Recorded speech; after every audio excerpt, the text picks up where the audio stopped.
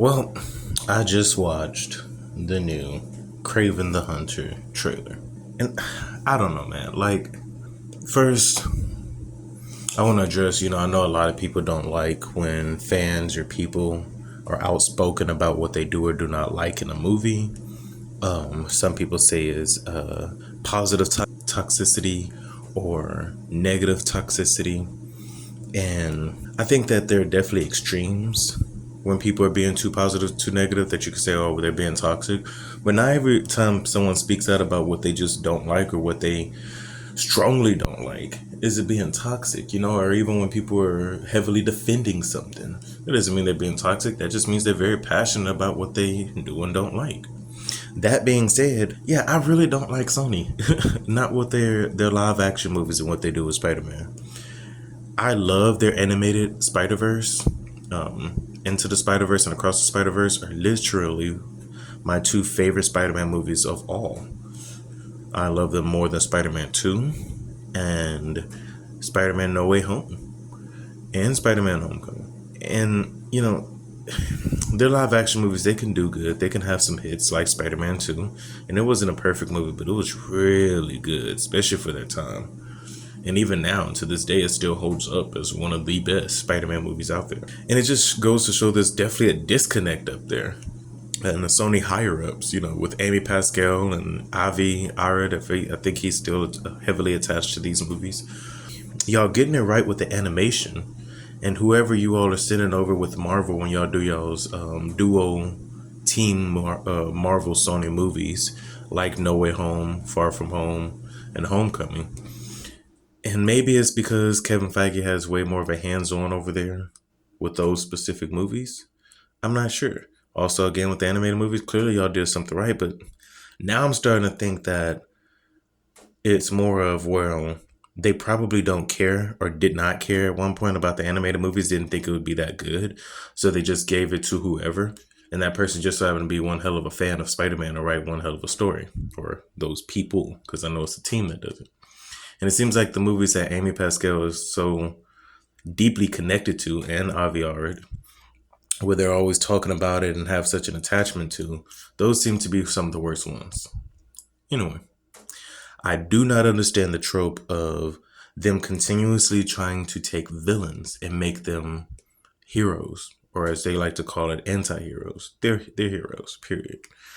Just because your hero kills or whatever doesn't, you still writing them as a hero. You could say anti-hero, I guess, because they kill and don't, but they're still a hero. We have soldiers that go across seas and they're heroes and they have to kill at times.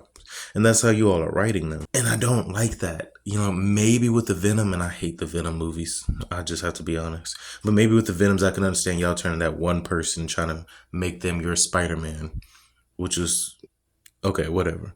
But to continue to do it with Morbius and now Kraven, and there's talks about Sandman and Electro, who I'm sure y'all are going to do the exact same thing to. What is the point? You all are making a Sinister Six movie, or y'all plan on making a Sinister Six team or a movie or whatever. There's nothing sinister about them. They seem to just all be people who have been screwed over and who might do things a little bad, I guess you could say, but their main goal is to crush and destroy people who are bad. That's not a villain. You all are purposely turning these villains into anti-heroes. So you look at the Kraven trailer and you see in the trailer they say villains aren't made, they're born, or vice versa. They aren't born, they're made.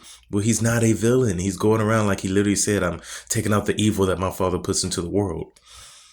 That's no different than a CIA agent or a special ops operative or a vigilante, like maybe Batman or Daredevil, except for that he kills. So he's Punisher, basically. Punisher is an anti-hero for that purpose. You can't turn every single villain to an anti-hero trying to give them some sympathetic story. It's silly. Across the Spider-Verse doesn't have, in their main story with Miles Morales, they don't have a lot of comic accuracy, I guess you could say. But they do just enough to where, even though they have their own twists and spins, it still feels like it's very respectful to the source material. And it's on the forefront. It's out there that it is in its own world and timeline. And I know Sony, they basically, this is in their own world or timeline, but you're not giving us anything to base it off of. This is our first time seeing these characters in live action. and you're completely doing whatever you want with them. If you look at the definition right here on the screen for villainous, for what a villain is, it's not matching to what Sony is doing in their movies. It's not matching at all, and it doesn't seem like they understand what they're doing. Because at one point, oh, we're making him anti-hero, but then your wording is, well, he's a villain. We're using the villains of Spider-Man for blah blah blah blah, and you put it in the trailer, the villain is made, not born, or whatever. But y'all aren't making villains. So of all the characters y'all could use who are anti-heroes in the Spider-Man lore, you all are choosing to choose extremely bad people and try to give us some sort of sympathetic background story to. And there's nothing wrong with that. It worked for Thanos, but they kept him evil. They kept him a villain. You know, even to a certain degree where some people can say, oh, maybe Thanos was right type thing, but that's a personal belief or opinion thing, not how he was written in the story. He was written in the story as a genocidal maniac. I just don't think this is going to work out. It hasn't been working out. There's a few fans out there who love Venom, and maybe they tolerate Morbius, and maybe this will work for them. I will say the rest of the movie, the rest of the trailer looked great. Like the violence looks really cool. The comic accurate outfits look really cool. They are doing their own things. That lion blood crap, that's okay. His origins is just a Google search away. Look right here. It talks about how he drank potions to get his physical enhanced strength and speed and durability. He didn't get the blood of a lion. He doesn't have a connection to animals like that. He just enhanced his humankind abilities already. He thinks that he is the apex predator not because he has part animal in him, but because he does have respect for animals in the sense that he sees their power and he wants to outdo them and kill them. He doesn't protect animals. He's not an animal activist. You can look right here and see that this mug has made a whole life of killing animals and selling their body parts, their fur, their hide, whatever.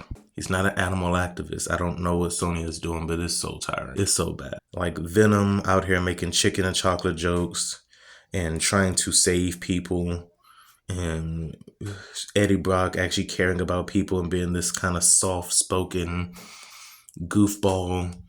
Morbius, and I can't say anything about Morbius because I didn't watch that movie. I'm not gonna watch that movie, and I'm probably not gonna watch Kraven.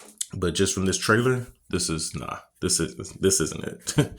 I don't know. This is just my thoughts. If y'all enjoy that type of stuff, that's good, you know. But I do think there's a level of constructive criticism that does need to be heard from these big corporations who continuously take on these IPs and do whatever they want with them.